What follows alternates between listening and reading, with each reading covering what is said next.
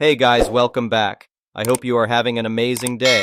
Let's get right into the stories. The first one is an entitled People story. When my grandfather passed away last year, he left me a beautiful piece of land out in the countryside. It was a sprawling 25 acres with a small pond, wooded areas, and open grassy meadows. I have such fond memories of spending summers there as a kid, running through the trees and swimming in the pond. Grandpa would take me hiking and teach me about all the birds and plants on the property. It was our special place. So when he left it to me in his will, I was overjoyed and couldn't wait to move out there. I had always been more of a country girl at heart. Getting away from the noise and crowds of the city was my dream. After the will cleared probate, I started planning my move. I had the perfect little prefab cabin delivered and set up right near the pond. I was all set to start my new life. That's when the trouble began. One Saturday morning, I was out on my land planning some landscaping when a fancy BMW pulled up the dirt road. A man in a tailored suit stepped out and headed in my direction. I figured he was lost, so I walked over to help give him directions back to the highway. "Can I help you find your way?" I asked politely. "No, I'm exactly where I intend to be," the man replied curtly. "I'm here on behalf of the Tall Oaks Homeowners Association."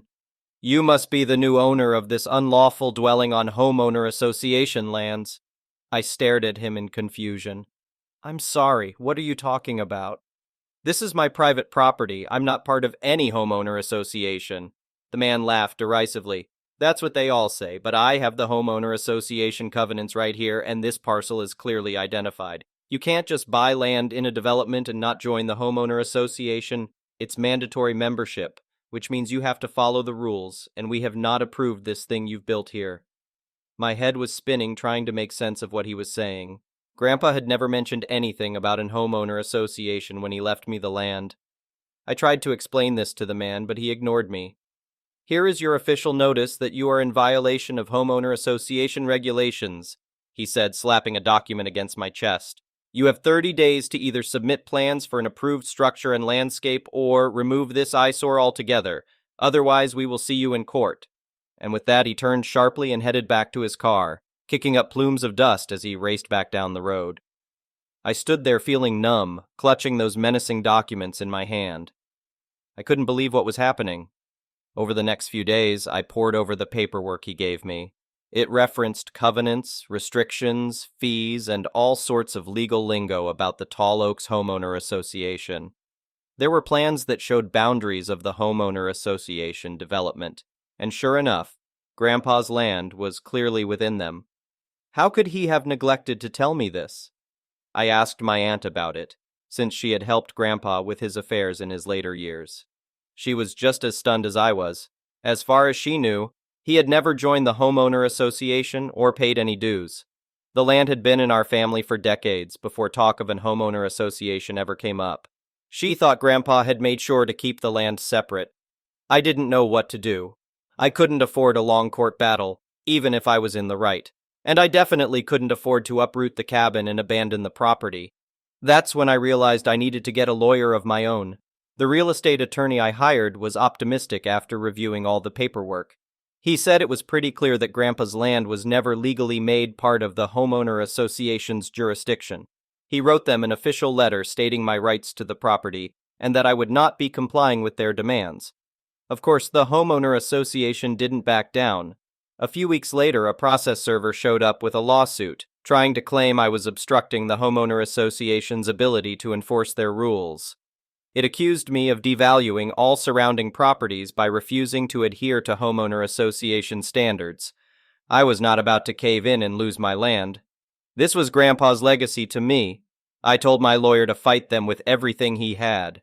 What followed were the most agonizing few months as we went back and forth in court. The homeowner association had deep pockets, though, and kept finding ways to prolong the lawsuit and drive up my legal costs.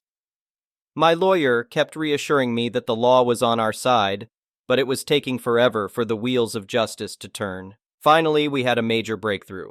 My lawyer uncovered documents that showed back when the homeowner association was first established. Grandpa had expressly rejected joining or allowing his land to be included.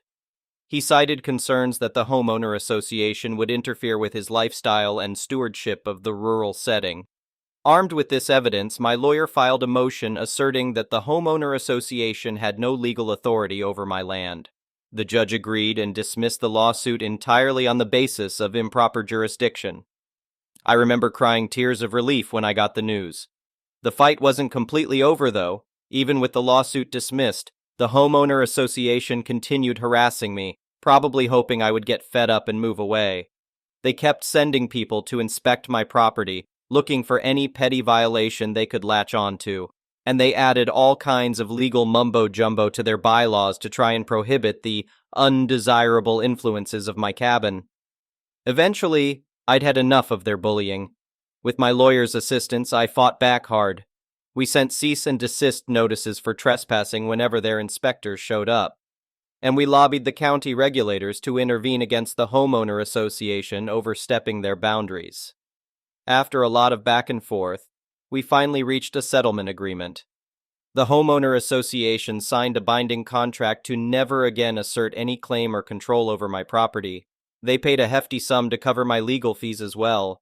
It felt so good to walk away the victor after everything they put me through. In the years since, I've enjoyed my peaceful homeowner association-free country living to the fullest.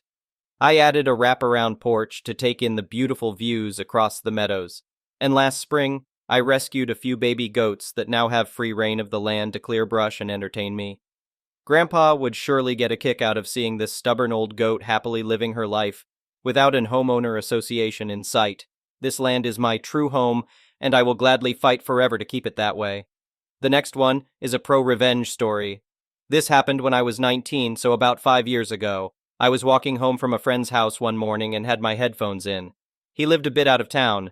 We lived in a small town of 4,000 people. As I was walking, I turned the corner to get onto the main road. I had a big ditch to the left of me, and a row of rundown houses to the right. Then I see 2 dogs running towards me. I'm used to dogs running around here and looking for treats or to get pet. Anyways, one dog quits running while the other, a boxer breed, runs towards me. He bites my ankle. He latches down, ducking hard. I scream out in pain. He drags me down into the ditch. I fall on my back, look up and see this dog dive at my face. I kick him in the face and jump up. There is a car honking at me that is trying to get me to get in. I crawl up the ditch. Dog bites my leg again. Kick it, then get to the car. Dog jumps up at me. I block it with my arm.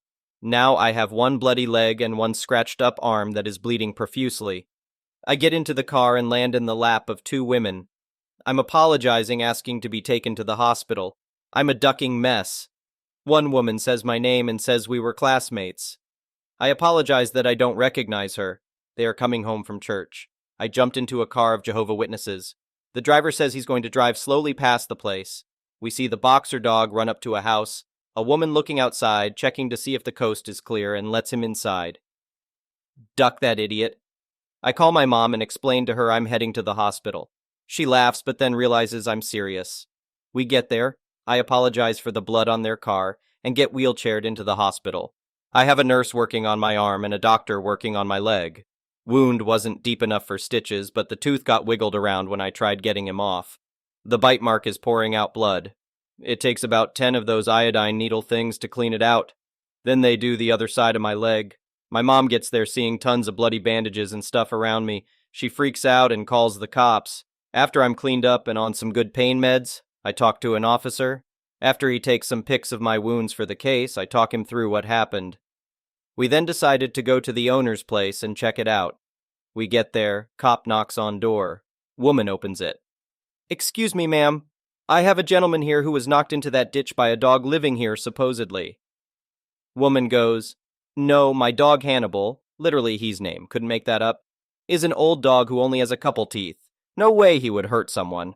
Hannibal looks out and starts barking and snapping towards me. Woman drags him back. Policeman, "Well, I've seen enough." Woman, "Are they pressing charges?" Police, "Not sure yet, so I go home, think about it, and decide that I want my hospital costs to be paid for, and then a little bit for the pain. I think the total was like $2,000. Hospital was about $1,250 of it. My mom's friend who was a lawyer said I could sue for up to $5,000. I decline and then get asked if I want the dog put down. I have a dog of my own. I love dogs. I couldn't put the dog down. I decline on that also, knowing I don't want to have someone's animal put down if they love him. So fast forward a month. I'm told the owner is wanting to go to court to argue against the charges. Excuse me, what? This is a clear-cut case? I have eyewitnesses, doctors that saw my injuries, pictures, a policeman who saw your dog go after me on sight. What the duck? So I go to the courthouse, and even though the woman was not supposed to talk to me until we were in the courtroom, she comes over to me and says, "I can't afford this. I'm so sorry, I have to fight it." Now I feel bad. I stay quiet and we go into the courtroom. I tell my side of it, the witnesses do too. I feel bad the whole time thinking this woman is about to lose everything. Policeman will show his findings the next day. I don't sleep all night. Next morning, policeman comes by my place and asks to talk with me. I sit outside with him and tell him I think I'm going to drop most of the charges because I feel bad for this old lady. Policeman says, "Not so quick, I did some digging." He shows me pictures of the house and a small backyard in the back. There are literally 6 dogs, all boxers, stuffed inside this tiny backyard. Oh, duck no. It gets worse. She owns them and keeps them for a wealthy guy in New York City. He sells them to people, not telling them that they are cooped up and aggressive as duck. I instantly think they're going to be put in dogfighting rings and such. I researched the price of a pure blood boxer. They can go from $500, $3,000. She has 6 of them. Bullcrap, she can't afford it. I'm sure she's had some other dogs before too, so I'm ready to do what needs to be done. Back to the courtroom. Judge, yesterday I was told you were thinking about dropping the charges or at least lowering them. Me, yes, Your Honor. The woman gets really excited. Me, that is, until this morning I found out some unsettling news about animal neglect and animal abuse. Woman's face gets shocked and then glares at me. Policeman goes and explains to the judge how the woman had never let the dogs out in the 3 days he watched the house, fed them very little, and ignored them completely. Hannibal had gotten through the fence and bit me. Judge is obviously an animal lover. Gets furious at the woman. I end up getting hospital bills covered, plus an additional $3,000. Woman loses all dogs to the animal shelter. I heard a couple had to be put down because they were so violent. The dude in New York got investigated, but I think he paid something that made it go away. Woman moved out of town after local paper heard news of it. The next one is a petty revenge story. Freshman year of college, I became friends with one of the girls on my floor named Jenna. We became decent friends after we and some other people on our floor would hang out every weekend or so. Jenna and her roommate, a nice nerdy girl, lived in a double that shared a bathroom with another double. It was set up in a way that you could walk freely between the 2 rooms via the bathroom. Both bathroom doors had locks on both sides for privacy when you needed to use it. Well, Jenna's suite mates were these 2 attractive party-type girls who gave no ducks and never cleaned, as in overfilling the trash can with used tampons and the like. I'll refer to both of them as DOS ducks.